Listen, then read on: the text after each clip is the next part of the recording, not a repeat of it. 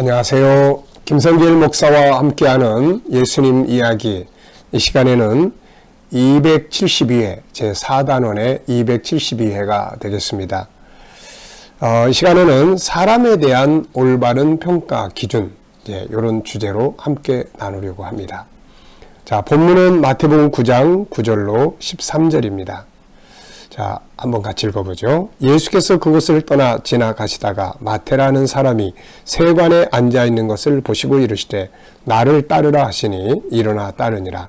예수께서 마태의 집에서 앉아 음식을 잡수실 때에 많은 세리와 죄인들이 와서 예수와 그의 제자들과 함께 앉았더니 바리새인들이 보고 그의 제자들에게 이르되 어찌하여 너희 선생은 세리와 죄인들과 함께 잡수시느냐. 예수께서 들으시고 이르시되 건강한 자에게는 의사가 쓸데없고 병든 자에게라야 쓸데있느니라. 너희는 가서 내가 긍휼을 원하고 제사를 원하지 아니하노라 하신 뜻이 무엇인지 배우라. 나는 의인을 부르러 온 것이 아니요 죄인을 부르러 왔노라 하시니라. 아멘. 자, 이 시간에는 10절 말씀에서 한 번 더 말씀을 나누려고 합니다. 10절. 예수께서 마태의 집에서 앉아 음식을 잡수실 때 많은 세리와 죄인들이 와서 예수와 그의 제자들과 함께 앉았다. 이런 말씀이죠. 자, 예수님은 세리들과 죄인들과 함께 식사를 나누셨죠. 당시 사람들로서는 이해하기 어려운 일이었습니다. 세상은 항상 신분과 계급이 사람의 가치를 정하기 때문이죠. 그러나 예수님은 외부적인 것보다는 사람의 생명을 더 중요시 여기셨던 분이죠. 그래서 예수님 안에 들어가면, 예수님 안에 이렇게 딱 들어가 보면은 내가 있어요. 내가 중심이야. 내가 널 사랑하고, 내가 널 위해 죽었고, 내가 너를 위해서 하나님 나라, 좋은 나라 예배해 두셨고, 마치 부모의 중심 속에 자녀가 있는 것과 같아요. 근데 세상으로 나가보면은 전혀 아닙니다. 세상으로 나가면 사람이 먼저야, 이런 말 많이 하지만, 그런 안에 들어가 보면 힘이 중심이고, 재물이, 물질이 중심이고, 그래요. 그래서 힘이 없고 돈이 없는 사람들은 항상 사회에서 소외당하고, 그래서 고통받고, 그렇게 되는 것이죠. 이게 세상의 모습이에요. 그러다 보니까 스스로를 존중하기도 힘들고, 나 같은 건 누가 알아주지도 않는데, 아유, 나 같은 건. 그리고 또 다른 사람들도 존중하기가 어렵죠. 왜냐하면 이런 게 기준이 되기 때문에 그래요. 자, 그래서 이 시간에는 사람에 대한 올바른 평가 기준이라는 제목으로 말씀을 좀 나눠보려고 합니다. 자, 사람을 평가하는 기준이 두 가지가 있습니다. 첫째는 세상이 평가하는 기준이 하나 있어요. 세상이 평가하는 기준. 또 하나는 하나님, 예수님이 사람을 평가하시는 기준이 하나 있습니다. 사람을 평가하는 기준. 어떤 기준을 가지고 날 보느냐에 따라서 내가 가치 있는 사람이 되기도 하고 쓸모없는 사람이 되기도 하고 그렇게 되는 거죠. 그래서 우리가 어떤 가치를 가지고 날 볼 거냐, 또 어떤 가치를 가지고 사람을 볼 거냐, 이것이 아주 중요한 것입니다. 자, 먼저 세상이 가지고 있는 평가 기준. 세상이 가지고 있는 사람에 대한 평가 기준은 무엇일까요? 이 기준은 창세기 4장에서부터 시작이 됩니다. 인간이 죄를 짓고 에덴 동산에서 쫓겨난 다음에 가인과 아벨, 거기서부터 인간을 평가하는 기준이 만들어졌죠. 이게 인본주의 기준입니다. 이 기준은 항상 두 가지가 중심이었어요. 하나는 힘의 논리입니다. 가인이 힘이 세니까 동생을 때려도 되고 죽이게 되고, 힘이 있는 자가 왕이 되고 하는 거죠. 돈이 또 중심이에요. 재물이 중심이에요. 재물이 많은 사람은 그래서 왕이 되기도 하고 노예가 되기도 했던 거죠. 자, 힘 있는 자는 왕이 되고 힘이 없는 자는 노예가 되고, 돈이 많은 자는 왕이 되고 돈이 없는 자는 노예가 되고, 얼마나 속상한 일입니까? 인간은 다 똑같은 존귀한 존재인데 어느 사람은 왕이 되고 어느 사람은 그걸 섬겨야 되는 종이 되고 말이죠. 그래서 참 슬프고 속상한 것이 인생의, 이 세상의 역사입니다. 그런데 안타깝게도 세상의 역사는 항상 그때부터 이렇게 흘러왔어요. 그래서 누구나 세상에 오면 이 기준으로 평가를 받게 됩니다. 때로는 자기 스스로가 이 기준을 가지고 자기를 평가를 해요. 그래서 재물이 없고 힘이 없으면 자기를 싫어하고 미워하고 나 같은 것 그러면서 가치 없이 여기고 심지어는 자기를 학대하기도 합니다. 그리고 이런 기준은 다른 사람에게도 평가의 기준으로 삼는 거죠. 그래서 그런 사람, 힘이 없는 사람 친구로 삼으려고 하지도 않고 이미 아이들이 초등학생들이 학교에서부터 친구를 왕따시키고 이게 전부 그런 논리거든요. 이게 다. 그런데 익숙해진 사람들이 사회에 나와가지고 과연 어떤 삶을 살고 이런데 익숙해진 사람이 결혼을 해서 가정생활을 하면 과연 어떤 모습으로 살게 될까요? 남편이 힘이 없는 아내를 무시하고 아내가 힘이 있다면 힘이 없는 남편을 무시하고 이런 사회, 이런 가정이 과연 행복할 수 있을까요? 이거. 네. 그래서 수많은 가정들이 고통을 받고 수많은 사람들이 고통을 받게 되는 것이죠. 자, 오늘 우리가 만약에 힘과 재물에 의해서 나를 평가를 한다.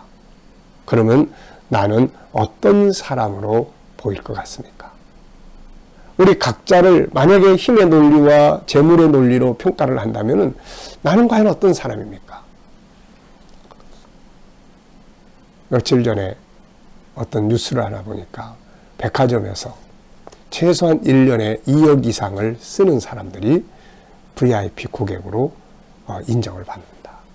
그래서 이 VIP 고객들은 주차 관리도 받고 특별한 룸이 있어서 거기서 또 서비스도 받고 사람들은 그것을 그렇게 하기 위해서 그냥 2억이 모자르면은 그냥 왕창 또 마지막 때에 사서 그 회원이 되려고 경쟁을 한다는 거죠. 그걸 제가 보면서 어떻게 보면 참 이해도 되지만 어떻게 보면 참 씁쓸한 그런 뉴스였습니다. 자, 여러분. 만약에 그런 기준으로 오늘 나를 본다면은, 참 이거 참 그야말로 별 볼 일 없는 사람처럼 느껴지잖아요. 1년에 2억을 쓸 수 있나요, 이거?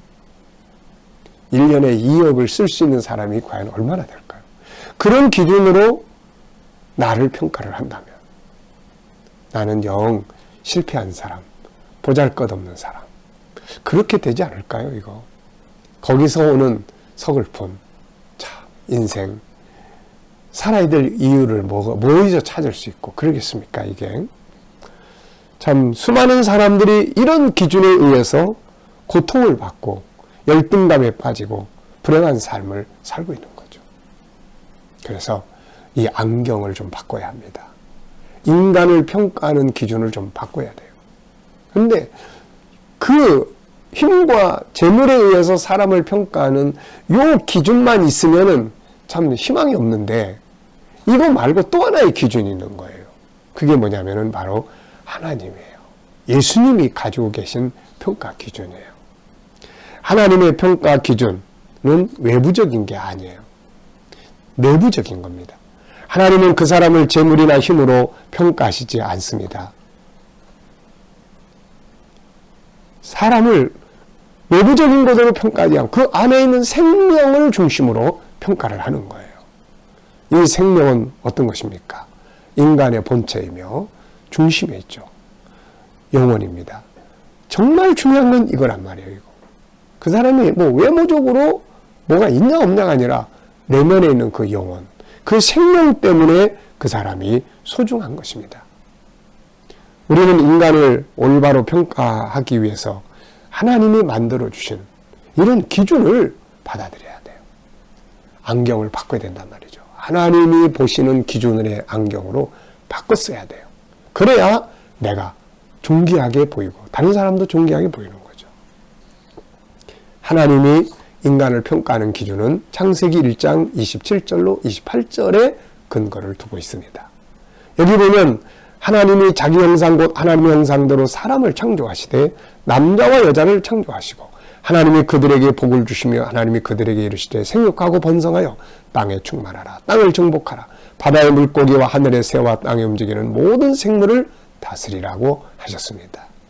이 말씀을 보면 사람은 하나님의 형상대로 만들어졌어요. 하나님을 닮은 존재란 말이죠. 여러분, 하나님을 닮은 존재보다 귀한 존재가 있을까요? 저는 아이들을 교육할 때 항상 너희는 천재야. 왜? 하나님을 닮았기 때문에. 이런 말들을 많이 해줍니다. 하나님을 닮은 것은 육체가 아니고 영혼이죠. 육체는 영혼의 집과 같습니다. 이 영혼이 바로 나의 본질이고 나의 생명이죠. 그런데 나의 본체인 이 나 자신이 하나님을 닮은 존재예요. 이 속에 세상을 다스릴 수 있는 능력이 담겨져 있습니다. 그래서 하나님은 우리를 온 천하보다 귀하게 여겨주시는 거죠. 그래서 예수님은 세상에 오셔서 우리가 얼마나 가지고 있느냐, 힘이 있느냐 없느냐, 우리가 어떤 삶을 사느냐 이런 게 중요하게 여기지 않아요. 그냥 내 안에 있는 생명을 보시고 사랑하시고 함께 하시고, 그래서 이 죄인들을 이 세리들 함께 식사하는 거예요. 함께 차별을 둘 필요가 하나도 없는 거예요. 왜? 다 귀한 존재들이니까요. 근데 인간을 외부적으로 평가하는 바리새인들은 쟤네들은 우리하고 같이 있으면 안 돼, 식사도 같이 안 하고 차별하고 왕따시키고, 이런 문화가 지금 우리 사회, 우리 학교, 가정에 너무 많이 있는 거예요. 이거 바꿔야 됩니다. 인간은 결코 힘이나 재물에 의해서 평가되어서는 안 되는 존재예요. 하나님을 닮은 하나님의 자녀입니다. 그래서 예수님은 세상에 오셔서 인간의 생명을 천하보다 귀하게 여기셨고 그 생명을 위해서 자기 목숨을 바쳐주신 거예요. 그러므로 자신에 대한 평가 기준을 바꿀 수 있어야 하고, 나는 누구냐? 창세기 1장 27절. 나는 하나님을 닮은 존재야. 그래서 나는 천하보다 귀한 존재야. 그래서 예수께서 날 위해 십자가에 죽어주신 거야. 존귀한 가치를 찾아주시려고. 우리 이렇게 자기 정체성을 가져야 합니다. 그리고 다른 사람에 대한 평가 기준도 바꿔야 되는 거예요. 돈이 많다, 적다, 힘이 있다, 없다, 이게 아니고 하나님을 닮은 사람이야. 하나님을 닮은 생명을 가진 사람. 그래서 저 사람은 무조건 존귀한 존재야. 이런 기준을 가져야 하는 것입니다. 그러므로 이제부터는 나는 누구인가 라고 생각할 때는 세상의 기준으로 자기를 보지 말고 하나님의 말씀을 기준, 창세기 1장 27절, 28절을 기준으로 해서 자기를 볼 수 있어야 합니다. 그러면 얼마나 감사하고 얼마나 행복한지 몰라요. 네. 자, 여러분. 그리고 이런 가치, 이런 평가 기준으로 가족을 보고, 아내를 보고, 남편을 보고, 자식을 보고, 이웃을 볼 수 있는 이런 눈을 가져야 하는 것입니다. 자, 여러분. 나는 누구인가? 여러분은 누구입니까? 여러분 어떤 사람입니까? 세상의 기준으로 자꾸 생각하지 말고 나는 하나님을 닮은 하나님의 자녀야. 그래서 온 천하보다 귀한 보물이야. 이런 자기의 정체성을 바르게 갖고 세상을 담대하게 살아갈 수 있게 되시기 바랍니다. 이 시간 말씀 여기서 마치겠습니다. 감사합니다.